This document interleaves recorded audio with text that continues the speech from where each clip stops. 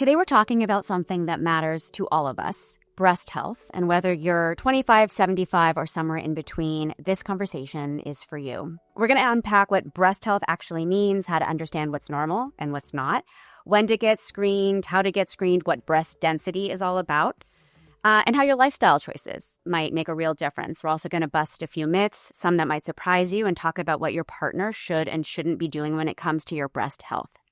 Joining me today is my wonderful and brilliant colleague, Dr. Carlie Thompson. She's a breast surgical oncologist here at UCLA Health and has spent nearly 2 decades dedicated to caring for women and advancing research in breast cancer screening, diagnosis, and treatment. She brings so much compassion, clarity, and a deep commitment to every patient and family that she works with. Dr. Thompson, welcome. I am so grateful to have you here. Why don't we just start at the beginning? Really, when we say breast health, what really are we talking about? I think that, breast health, it encompasses kind of a spectrum of concepts. I mean, we're talking about, I think, first and foremost, being aware and familiar with your body and your breasts and how they look and how they feel and how they're changing over your lifetime. So it's an awareness and a mindfulness of what your body is like.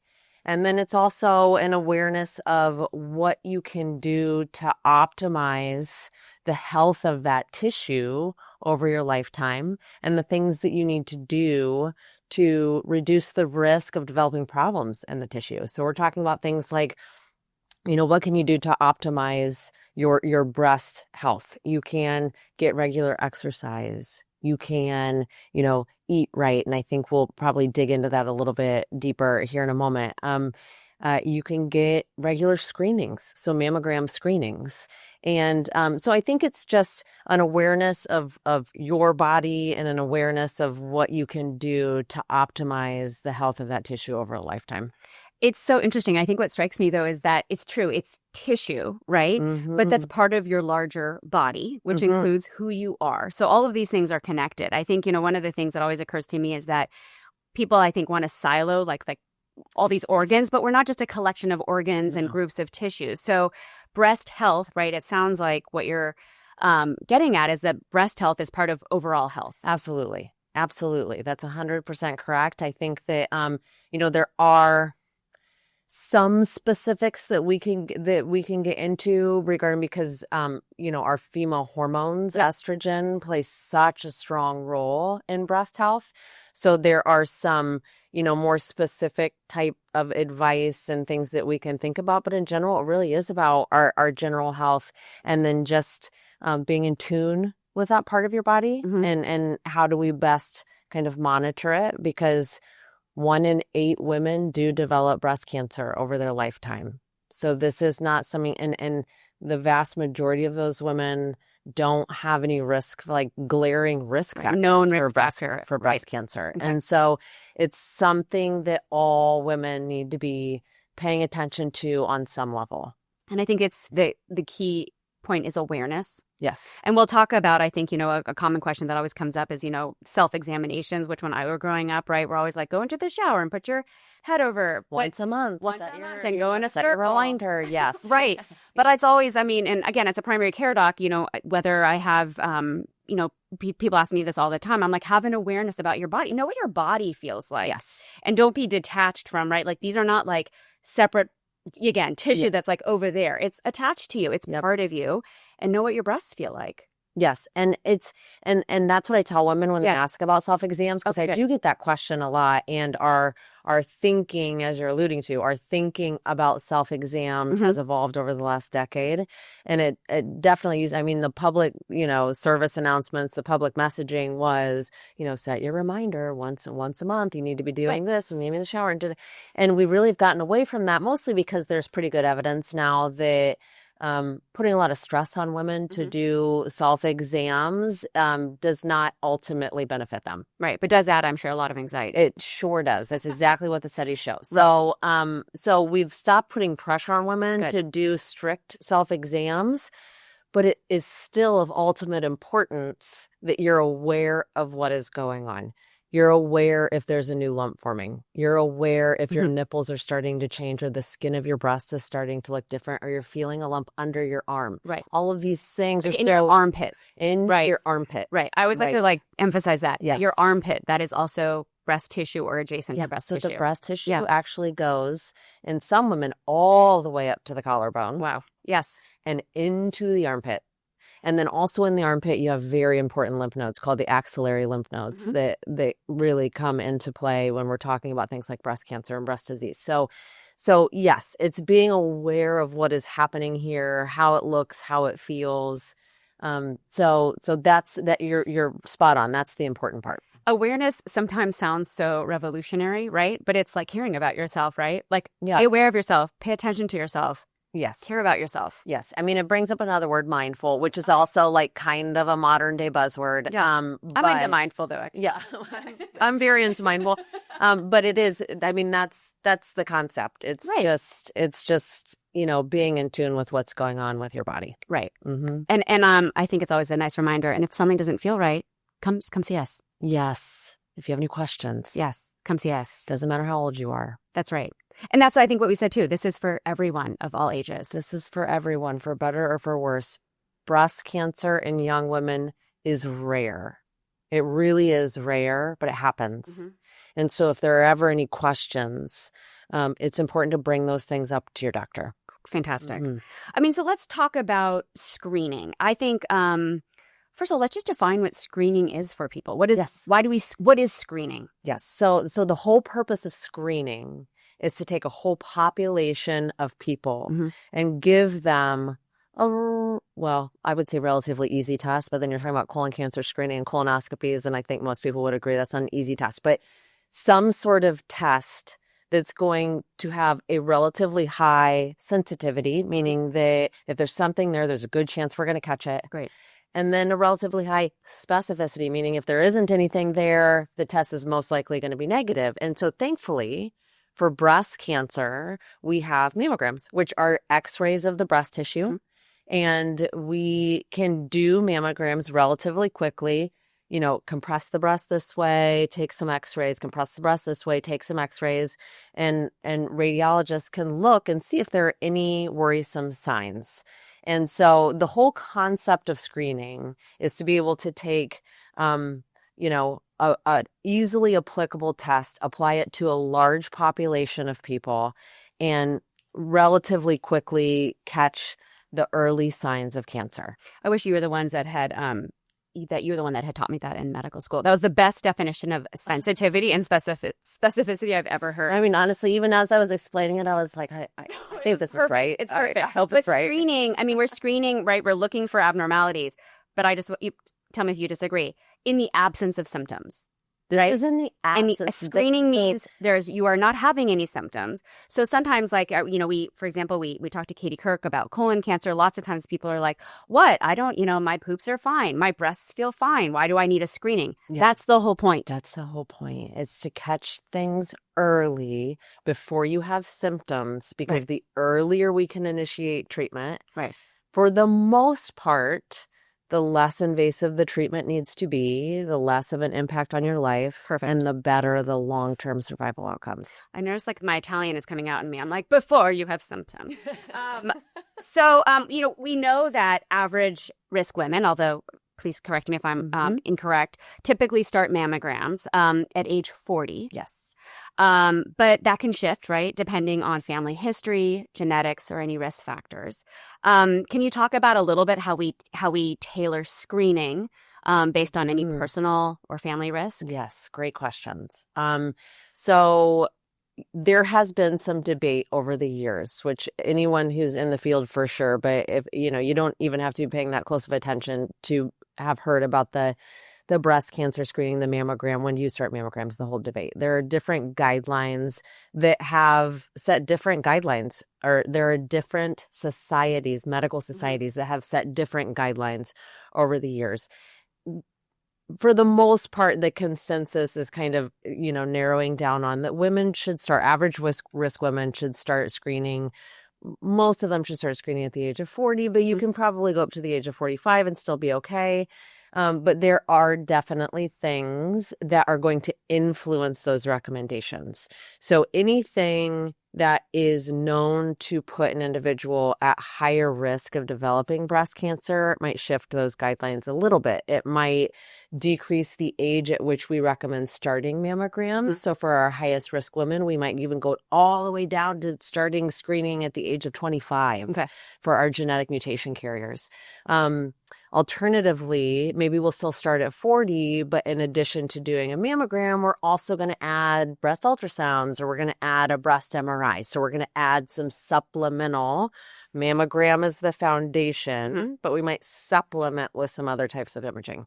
And so risk known, and kind of the most important risk factors that we think of come down to family history and genetics. So if an individual has a strong family history of breast cancer, then there might be a gene traveling through that family line that increases the family's risk of developing breast cancer. But even in the absence of a gene that significantly increases an individual's risk, a strong family history in and of itself means that something is going on in that family that we need to be paying attention to. So an individual with a strong family history of breast cancer, that might increase or decrease the age at which we start, or the frequency with which we do the mammograms and alternating maybe MRIs, ultrasounds. And so family history and genetics go hand in hand. And so that's the kind of the most important risk factor.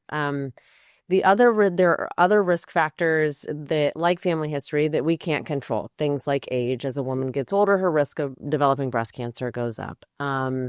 Her kind of the makeup of her body and her hormonal milieu, how much hormone exposure, estrogen exposure does a woman have over a lifetime? When did she start having periods? Did she have any breaks in those periods to have babies? Did she breastfeed? When did she go through menopause, if she's gone through menopause? All of these things, we can't control those things, right? But we're paying attention to those things because all of that contributes to breast cancer risk. And then there are the things that we can control. How much physical activity and exercise is a woman getting? Does she drink? Does she smoke? Is she adding any hormones to her body in the form of hormone replacement therapy? So these are the things that we're looking at. And we do have ways of, more and less sophisticated ways of kind of taking all those factors, putting them into risk calculators, and spitting out a lifetime risk of developing breast cancer. And if that lifetime risk is high enough, we say, okay, that's high enough that we need to be screening you a little bit differently. We need to step it up a notch.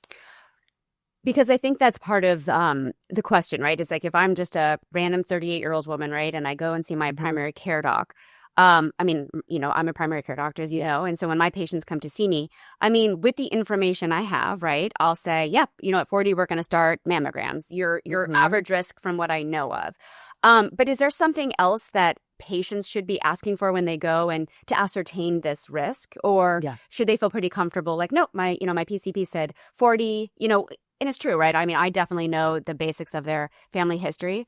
Not often their genetics, right? Unless it's come up and we know there's a family history. So should patients feel pretty comfortable about, subscribing, I guess, to these recommendations? I'm a big fan of these societies. It sounds like, right, you're taking in all these variables, paying attention to research, paying attention to statistics, right? And then saying, based on everything we know, this is a recommendation we're giving to average general guidelines. Yes. Yep.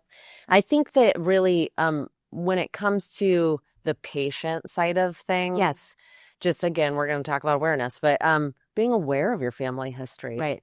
It's not something that families openly talk about. But it's empowering to know. But you really have to know, because knowing your family history, what kind of diseases run in your family, that's the most valuable information that you can have to be proactive about your own health. So I would just say, and primary care doctors aren't always asking about family history. I think it's something that comes up, but it might get missed. in a visit where you're talking about a bunch of other stuff. So I think that that's just something to be aware of from the patient perspective, bringing that information to the table and just recognizing that it's important. I mean, I just like to emphasize as much as possible all the time. It's knowledge and knowledge about yourself and your family. I mean, I definitely see people who are hesitant to ask about family history or get genetic testing because they're worried about the result. But I think knowing that it's actionable, that the knowledge is empowering, is very powerful and important to understand. It's really, I tell my patients this all the time that are kind of wavering about whether or not they want to get genetic testing. Yes.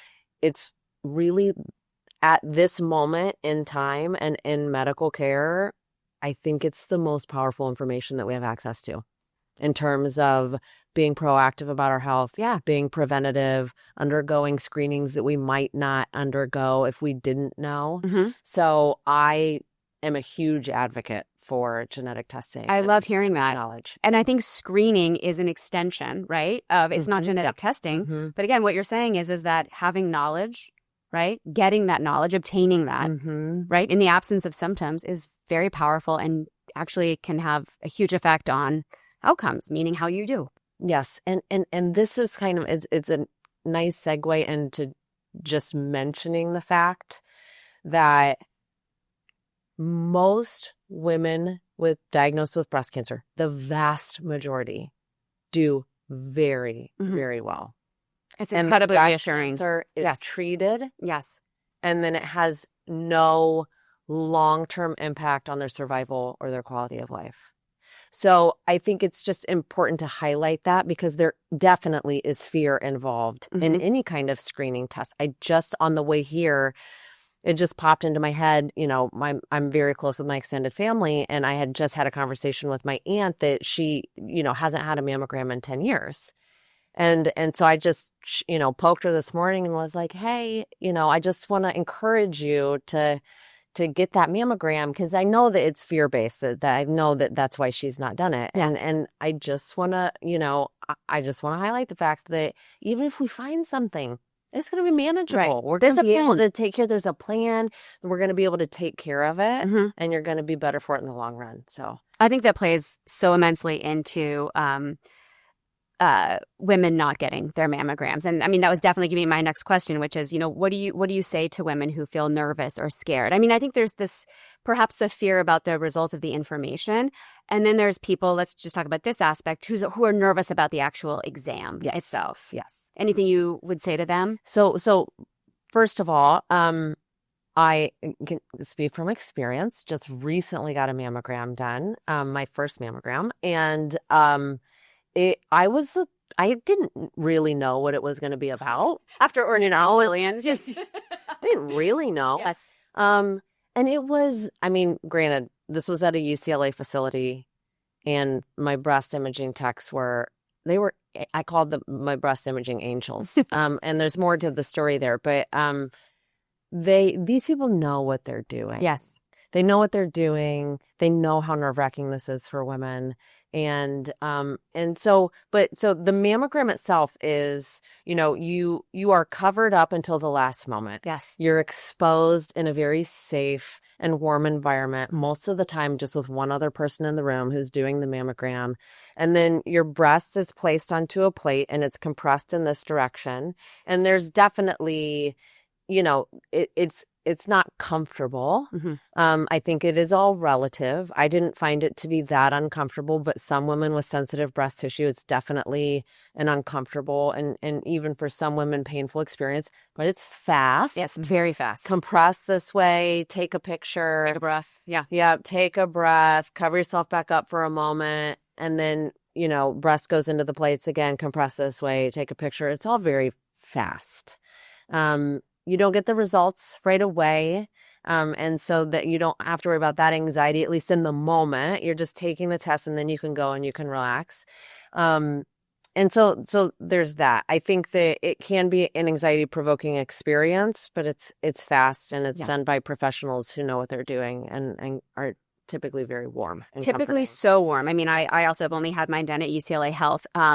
What impresses me is the techs are so wonderful and they communicate the steps as well. Like kind of like you're doing. Mm-hmm. And I want to encourage people who perhaps are getting their care elsewhere that you can always ask for that communication and say, can you explain to me what the steps of this procedure will be? Yeah, good advice really for anything. For anything. You know, hopefully procedures. we as the professionals remember to explain, but if not, please always, you know, request that explanation. Mm-hmm. Absolutely. So there's that, you know, that kind of anxiety that goes along with this. And then there's the anxiety of receiving the results. And I think that, you know, there's nothing we can say that it's going to completely take that anxiety away, but just the reassurance that first of all, the vast majority of mammograms are negative, benign. And if something is found, the vast majority of those findings are manageable and we can take care of it. And, you know, it's not going to be a death sentence. It's so important to hear that. Yes. It's not a catastrophe. Yes. At all. Yes. And again, early detection, finding something early. Makes a big difference. It makes a big difference in the invasiveness of the treatments.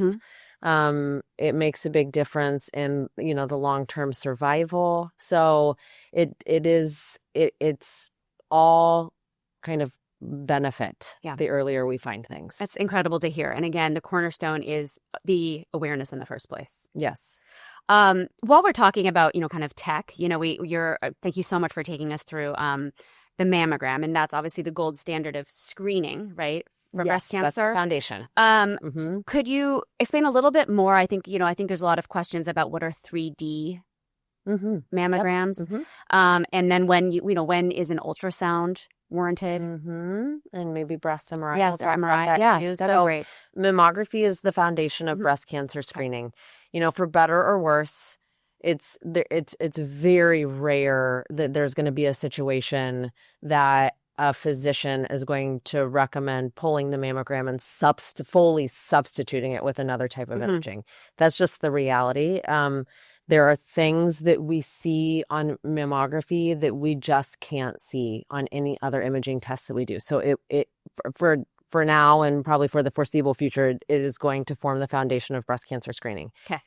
Breast ultrasounds are most commonly done to get a closer look at something that's found on a screening mammogram. So it's done in kind of a focused fashion where on the mammogram, we see something in the tissue here. Okay, now we want to get a slightly different look at it. So let's do an ultrasound, which is a totally different type of imaging technology. And so we're going to do the ultrasound to look a little more closely at this one area. We do sometimes do breast ultrasounds for screening purposes, meaning that we ultrasound all of the breast tissue looking for problems. But that's kind of the minority of breast ultrasounds that we do. Okay. Then the other type of breast imaging is a breast MRI. Breast MRIs are slightly more invasive tests because you need an IV and you need to get contrast, a heavy metal contrast in order to get the MRI done. It's you know, the MRI machine and the whole process is just a little more involved. Yes. And so we are typically reserving breast MRIs for our highest risk patients that we really need to get like a check and a double check of what's going on in their breast tissue. And I did not answer your question about 3D mammograms. So 3D mammogram, traditional mammograms were 2D mammograms. Breast is compressed this way, X-ray is taken. Breast is compressed this way, X-ray is taken. You've got two views of the breast tissue, and you're looking, and that was the whole test. Now, the breast is still compressed in just two dimensions, but in each dimension, there are multiple X-rays taken. Okay. And what that allows us to do is kind of pile those X-rays on top of each other so that we get more of a 3D look through the breast tissue. So does that increase that sensitivity and specificity? It does. Of which you were explaining. It does, especially in women with dense breast tissue. My next question. So, yes, breast density. It's very confusing. You know, it's like a little bit dense, very dense, extremely dense. Yeah. You know, so please. Okay. So what defines breast density is how the breast tissue looks on a mammogram. That's the definition. It's not how they feel. Not how they feel or look. Now, oftentimes those things are associated. Right. Tissue that feels really firm, especially in a thinner woman, that breast tissue is probably going to look very dense on a mammogram. Okay. The kind of physiologic basis behind breast density is that the milk production system of the breast, what I call the worker bee system of the breast, is called glandular tissue. Glandular tissue is made up of cells that are, you can think of them as being like just a little denser in nature. Like you can't see through them as well. They've got more to them. And so on a mammogram, that tissue is going to show up a little more white than the other major tissue that composes the breast, which is fat. Fat is like, really, you can think of it as being like kind of see-through. And so on a mammogram, it's more black. So you can imagine that if you have a picture, an x-ray, and a woman has very dense or very kind of heavily glandular breast tissue, and it's looking really white on the mammogram, it's just harder to see through that tissue because the things that we're looking for are often white, little white specks called calcifications, or masses which are dense and look white on a mammogram. So that's the definition of breast density. That's how it impacts the interpretation of a mammogram. And so in women who have very dense breast density is graded. There are 4 grades to it. In women who have the most dense breast tissue, if we're having a little trouble kind of seeing through that tissue on a mammogram, that's when a radiologist might recommend getting some extra testing, maybe an ultrasound, to help us kind of see through the tissue a little bit better. So you might not know your level of breast density until your first mammogram? Exactly. Okay, and then that will then determine subsequently whether you need additional imaging modalities, meaning types of imaging at that time or just in the future. Or just in the future. And also very importantly, breast density is also a mild to moderate risk factor for breast cancer. Okay, because the same kind of hormonal causes that cause a woman to have dense breast tissue also contributes to the formation of breast cancer cells. Now, it's not a strong risk factor. So I don't say this to scare all of the individuals out there who have dense breast tissue, but it is a risk factor. So it's something that's important for women to know, which is why you might see on your mammogram reports this kind of disclaimer that you have dense breast tissue, you should talk to your doctor about it. Women are like, wait, why are they telling me that? And what am I supposed to do about it? Right. And what doctor am I supposed to talk to? What doctor? Yeah. And so you're talking to your primary care doctor. For some women, their OBGYN acts as their primary care doctor and orders their mammogram. So you're talking to whomever ordered the mammogram for you and saying, okay, I saw in my report I have dense breast tissue. Do I need to do anything about that?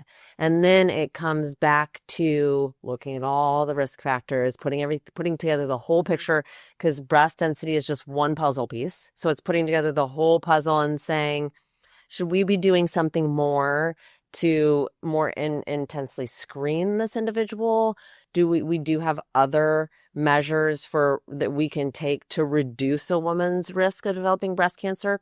We're not usually employing those measures until a woman has a very elevated risk of developing breast cancer, things like medications that can be taken.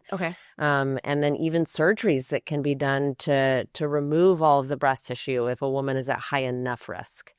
And so it's just kind of putting all the puzzle pieces together to get an accurate picture of what that individual that's sitting in front of you, what their individual risk is, so that we can most kind of safely and appropriately take care of that person. Terrific. Thank you so much. That explanation is amazing. I mean, it's hard. I know there's lots of different kinds of breast cancer. So maybe this is, too general of a question, but maybe we could at least just define for our listeners the different types, maybe just even between what invasive means and non-invasive means. I think that's really Would that be okay? Or like local? I think that's really important. So there are different subtypes, just like, anything else. There's a spectrum of severity when it comes to breast cancer. There are multiple different types of breast cancer. And so the spectrum is going to go all the way from what we call non-invasive breast cancer, also known as in situ breast cancer, also known as ductal carcinoma in situ, is the form of non-invasive breast cancer, which we call DCIS for short. That type of breast cancer is when the cancer cells are still contained within that milk production system. So within the milk ducts of the breast, the cancer cells are present, but they're contained. So they haven't spread anywhere outside of that system.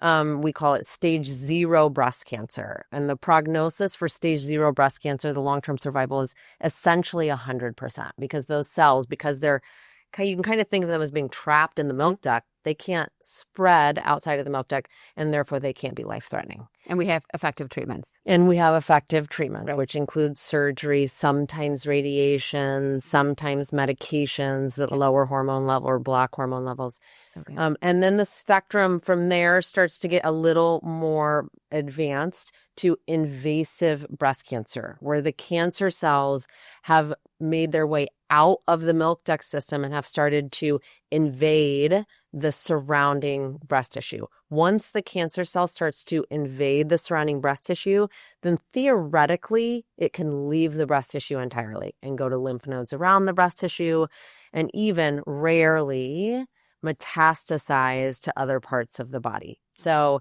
and then within the invasive breast cancer category, we break it down even further into different subtypes of breast cancer that may or may not be being fed by hormones, or not. So they're different types. But one thing that I wanted to take the opportunity to highlight while I was here speaking with you, while I kind of have the microphone, is that, there are very important studies being done really across the whole spectrum of breast cancer. But here at UCLA, we just activated a study that is looking at the optimal management and kind of personalizing the treatment of DCIS specifically. Okay, because we know that with all types of breast cancer, it's not a one size fits all across the whole group of women who get DCIS.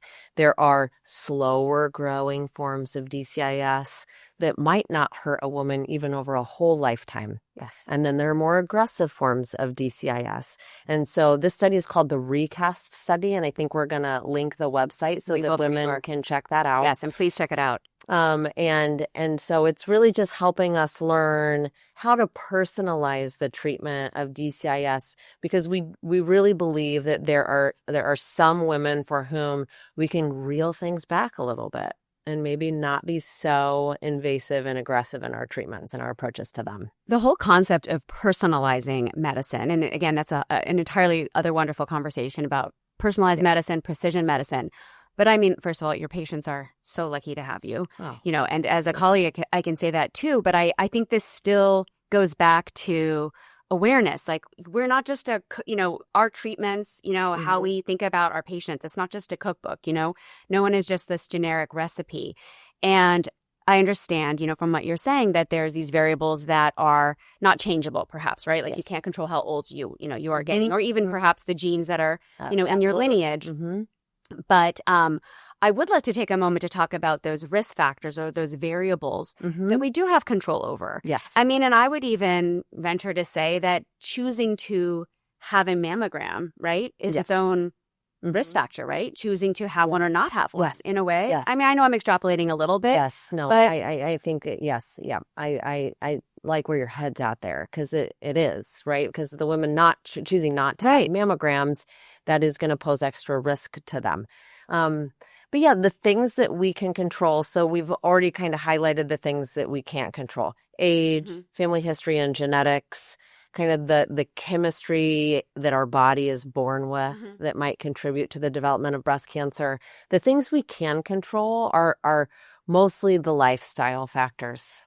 Take me through some. Yes. Exercise, how much physical activity are you getting? And and when I say this, I have this conversation with a lot of my patients. I'm not saying that you have to go from 0 to running 5 miles. Right. But really anything that's getting your heart rate up as women approach menopause and go through menopause, things like resistance training, weightlifting, any degree of that becomes much more important. So it's just being active is important and reduces your risk of developing breast cancer. Another very important piece is diet. And so, the things that we kind of hone in on are, vegetables, fruits, healthy fats, leafy greens. Fish is a big one that's really good in terms of getting those omega-3s. But really, I want to kind of open that up to just lean sources of protein, because protein is just so important for your body in general. But so lean sources of protein, we have to watch it with red meats a little bit, red meats in moderation.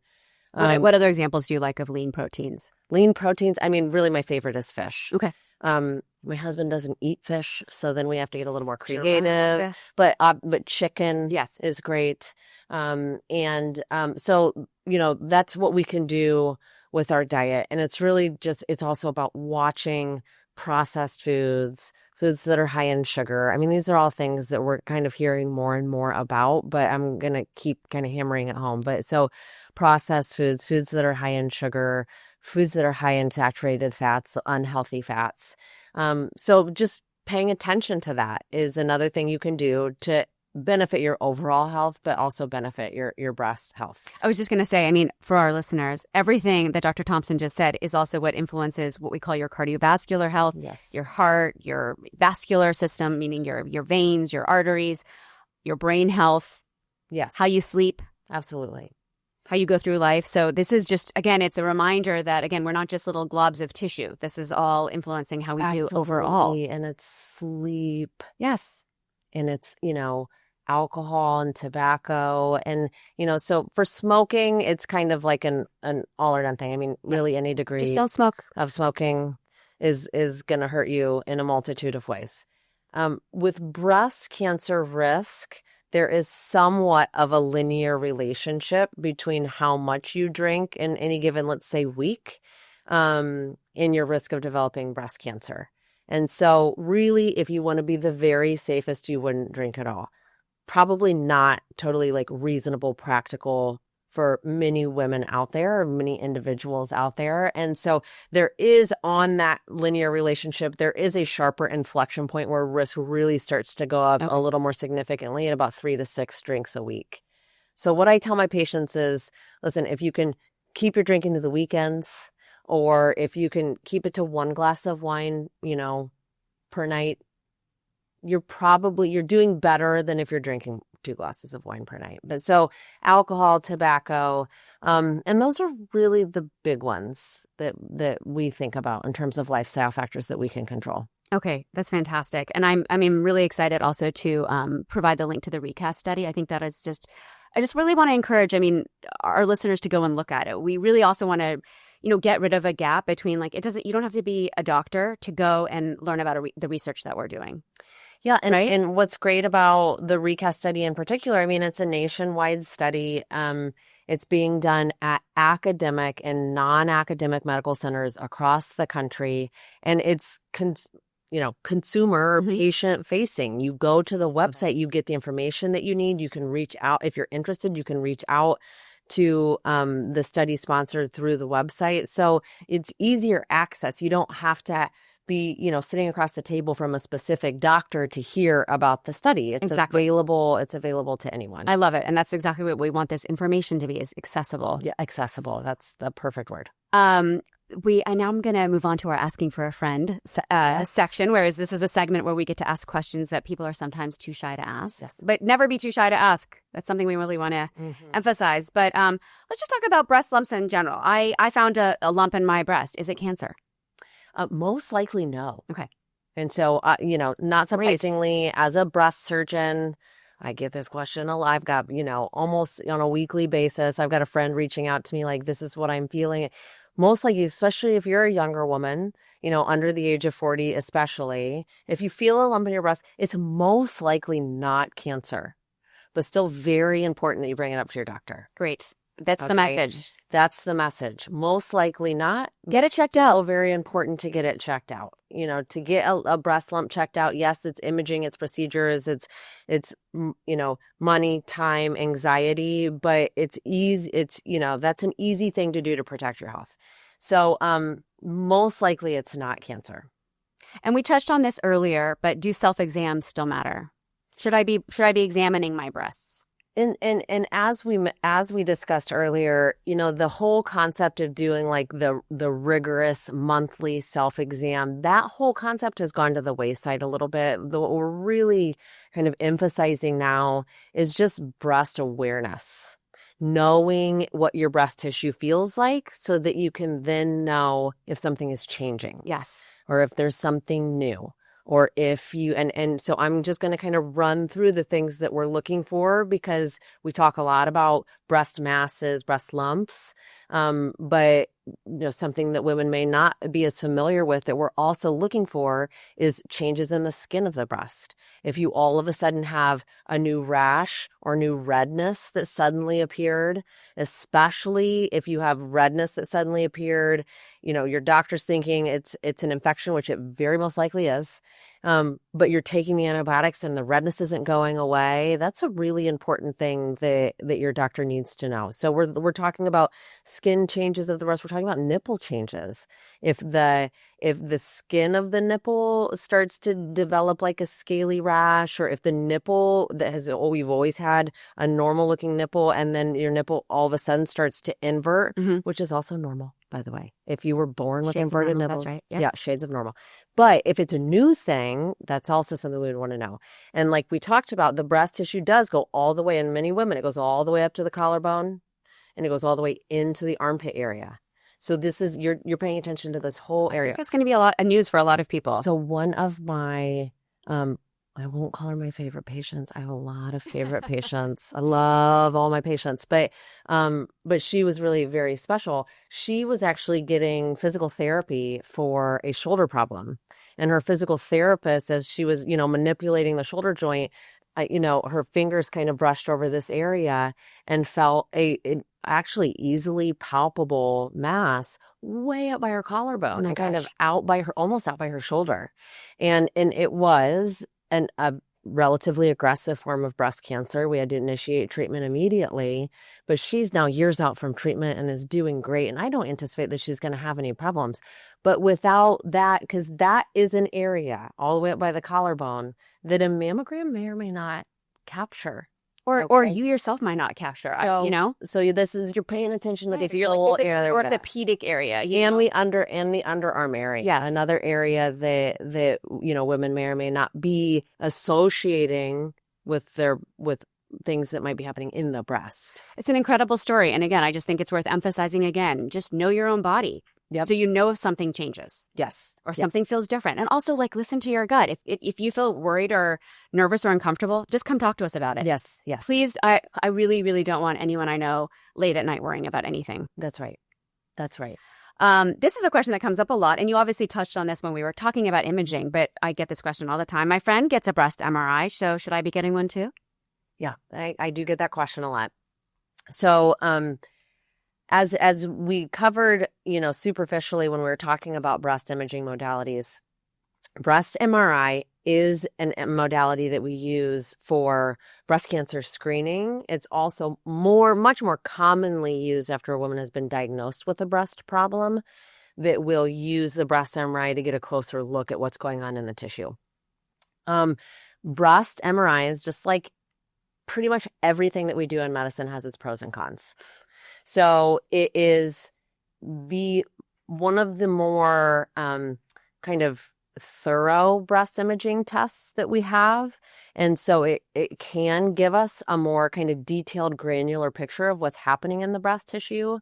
But the flip side to that coin is that there's also a relatively high risk of picking up what I call background noise. Mm-hmm. So it's the other stuff that's going on in the breast that isn't a problem, but is sometimes hard to distinguish on a breast MRI.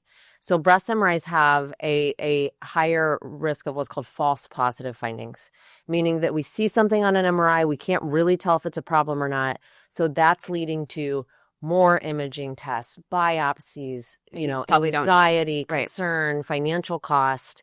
And so, the risk of that happening is about 10 to 20% with any breast MRI. That's really high. That is high. So we're very thoughtful about who we're recommending undergo a breast MRI, especially for screening. We are, for the most part, reserving breast MRI studies for women at the highest risk of developing breast cancer.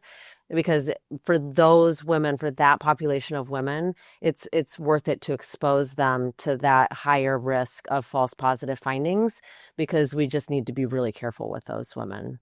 I mean, it's still a great question to ask, and then we have a great explanation. And I think it's feeling reassured too by, your care team, your provider, that they are assessing this risk and deciding, right, what the best modality. That it's not just a willy-nilly thing that, if you ask about it, you get it, and then you're better cared for. There are reasons why we do all of these things. Yes. And the same thought process goes for breast ultrasounds. And this is one that gets even trickier, because breast ultrasounds are a less uncomfortable test. They're an easier test to go through. They don't have quite the same risk of false positives, but there are pros and cons to each of these tests. So we don't just have women get every test that they can get, because there are downsides. And women can get into what I call the breast imaging cycle of hell, where, you're getting mammograms and ultrasounds.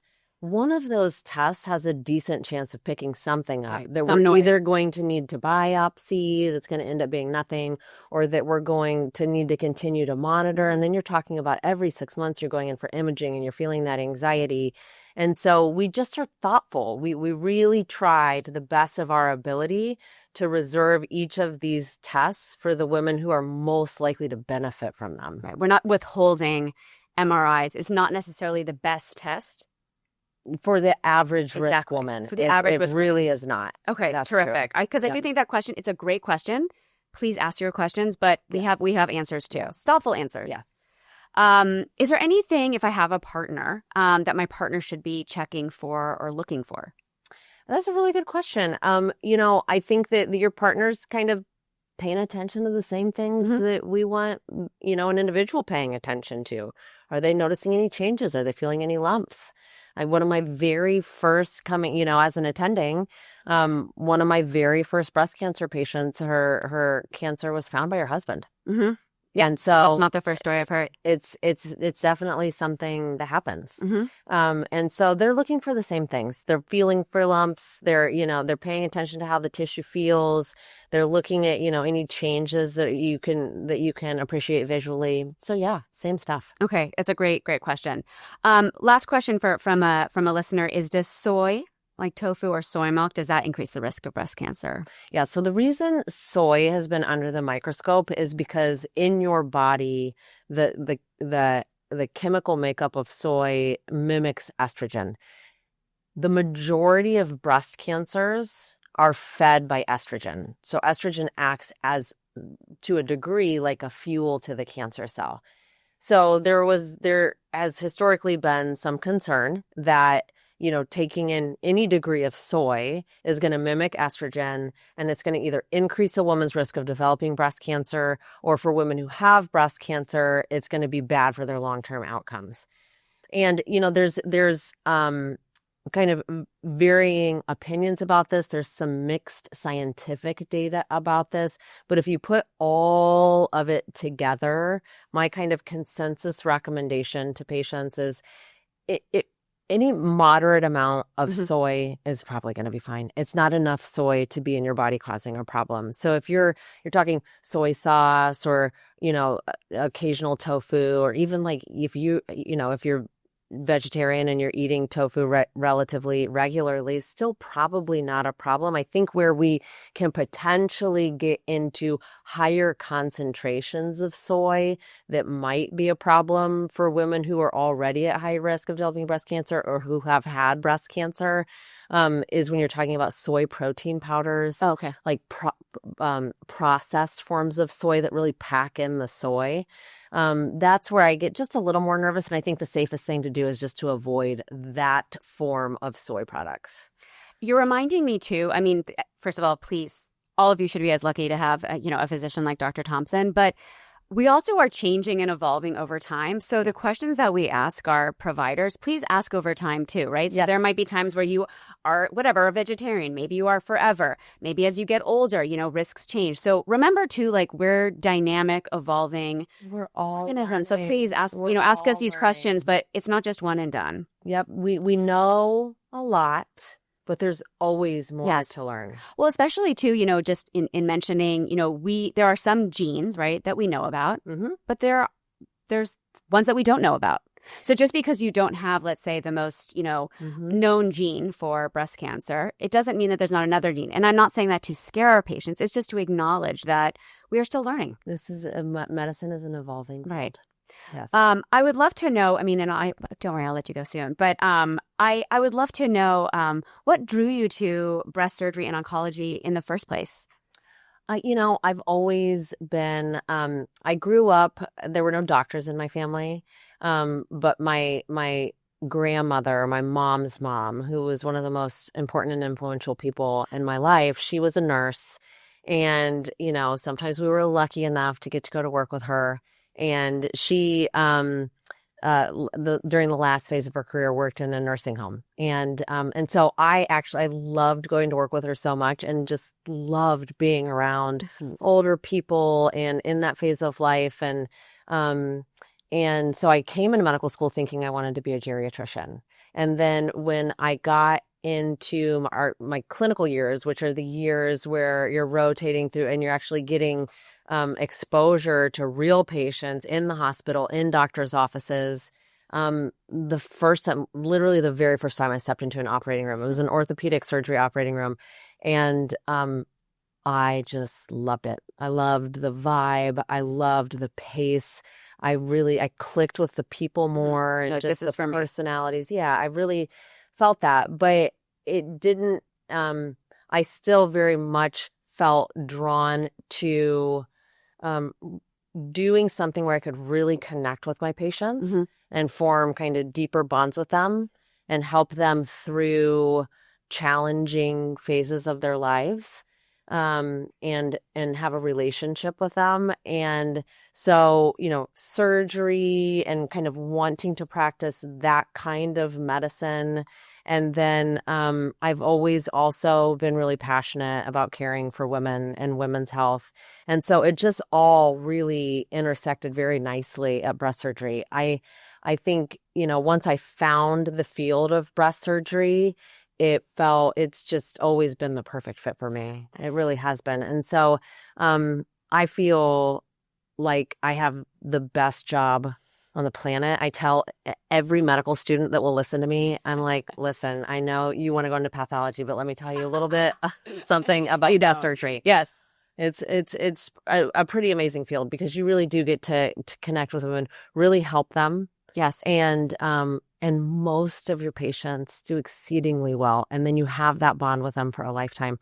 So that's how I ended up here. And I've never looked back. I love I am overwhelmed by your expertise and compassion. I just cannot believe how lucky we UCLA Health are to have you. But oh my gosh, and your patients and your friends. You've shared so much today. I'm so grateful. I do want to leave our listeners with just a couple of takeaways. I know it's hard to package up everything, but I don't know if you had to just kind of think of 3 takeaways for our patients, just 3 messages for our community. Again, not even our patients, future patients, current patients, anyone who's ever been a patient or will be, but really just our community, young women, older women. Yep. I think, we've hit on a couple of these already, but I think awareness is key. Mm-hmm. Awareness of your own body, awareness of how your body's made up, awareness of your generational history and how that impacts you. And then the second point would be, anything involving breast disease, breast cancer is going to be scary. And I think that the real take home, and this is what I say to my newly diagnosed cancer patients at the beginning of their visit and at the end of their visit, very, very, very most likely, you're going to be fine. We're going to get this treated. And on the other side of your treatment, you're going to live your long, healthy, happy life. And this part of your journey will form the rest of the journey. And it will someday you'll look back on it as a beautiful blessing, truly. And then thirdly, I would just say that, knowledge is power. And it kind of goes hand in hand with support systems are also power. And I'm speaking from experience here, and I hope that someday we have a chance to kind of tell a little bit more of my story, because I think it could really be helpful and educational for women out there. But it's become glaringly obvious to me in recent months how important it is to stay connected with your support system, let them help you, let them love you. I think that it helps anybody going through anything. Those are amazing takeaways. Yes, consider this your other home. We would love to hear your stories anytime. I can't wait. Yeah, and anywhere. This has been so fun. Thank you, just Eve. Amazing. I can't thank you enough for being here. I feel very blessed to just even experience your clarity, your compassion, your dedication. And I hope that actually our listeners too. I mean, I hope everyone listens and they also want to be, a provider, a doctor, like you. You are the gold standard of what a physician, and really anyone who provides care should be like. I do also want to encourage our listeners to learn more. In our show notes, we are going to have links to easy to understand breast cancer risk infographics, and also some more information on the RECAST study. And I can't thank you enough for being here, Dr. Thompson. I can't wait to have you back. And thanks to our listeners as well. Until next time. Thank you so much. Thank you for doing this. Thank you.